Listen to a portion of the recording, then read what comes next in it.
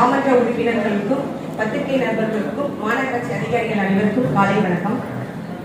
இந்த வரிமுற்று நிதிக்குழுவின் தலைவராக இருந்து ஒரு பெண்ணாக இருந்து இது வழிநடத்துவதில் நான் மிகவும் பெருமை கொள்கிறேன். அதற்கு முதல்ல என் தலைவர் தளபதியார் அவர்களுக்கு எனது நன்றியை தெரிவித்துக் கொள்கிறேன்.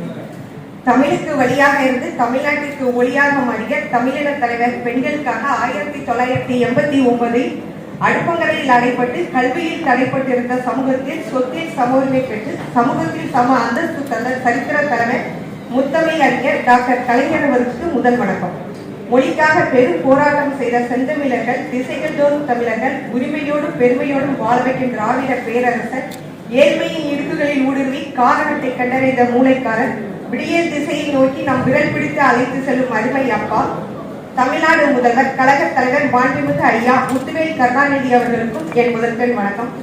தமிழர் பண்பாடு பாரம்பரியத்தையும் கலாச்சாரத்தையும் மொழி செழுமையையும் திட்டமிட்டு அழித்தொழிப்பு செய்ய துடிக்கும் சதிகாரர்களின் சதியை முறியடித்து தமிழர்களின் நலனுக்காக நாடு பொழுதும் பல திட்டங்கள் தரும் தமிழர்களின் அரண் மாண்புமிகு துணை முதல்வர் மற்றும் இளைஞர் நலன் மற்றும் விளையாட்டுத்துறை அமைச்சர் அருமைக்குரிய அண்ணன் உதயநிதி ஸ்டாலின் அவர்களுக்கு வணக்கம்.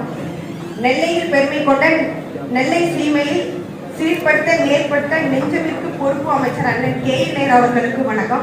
நேற்று மாளிகை கோரிக்கையாக பல திட்டங்களை நமது மாநகராட்சிக்கு தந்த அவங்களுக்கும் எனது வணக்கத்தை நன்றியை தெரிவித்துக் கொள்கிறேன்.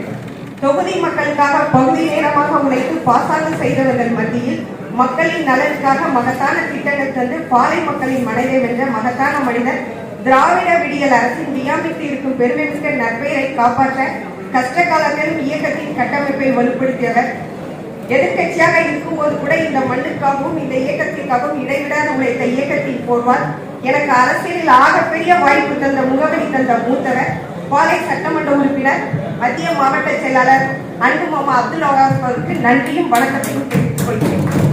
இந்த மாமன்றத்தின் மகத்தான சேவையை நாங்கள் செய்திட பல அரிய வாய்ப்புகளை தந்த, மக்கள் மனக்குறையை போக்கி மகிழ்ச்சி பெற திட்டங்கள் இருந்தால் அதை செய்து முடிப்பதற்கு பல்வேறு வழிகளையும் வாய்ப்புகளையும் எங்களுக்கு தருகின்ற மேயர் அவர்களுக்கும் துணை மேயர் அவர்களுக்கும் வணக்கத்தையும் நன்றியும் தெரிவித்துக் கொள்கிறேன்.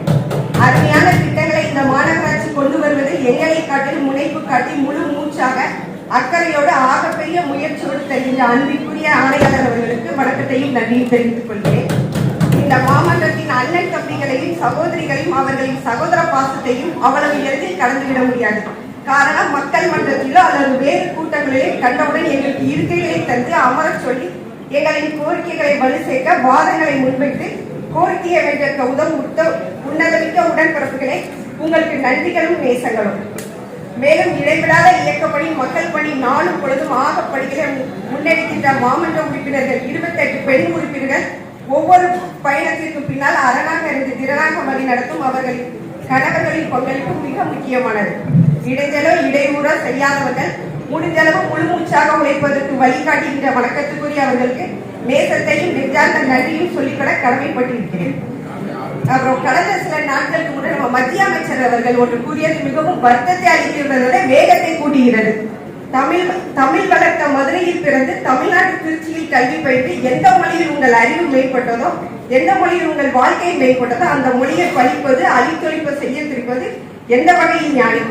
மத்திய நிதியமைச்சர் தமிழை வைத்து பிச்சை கூட எடுக்க முடியாது என கூறியுள்ளார். அவர்களுக்கு ஒன்றை சொல்லிக்கொள்ள விரும்புகிறேன்.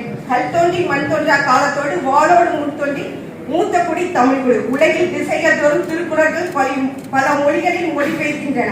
தனித்த அடையாளம், தனித்த பெருமை, தனித்த வரலாறு இருக்கின்றது எங்களுக்கு.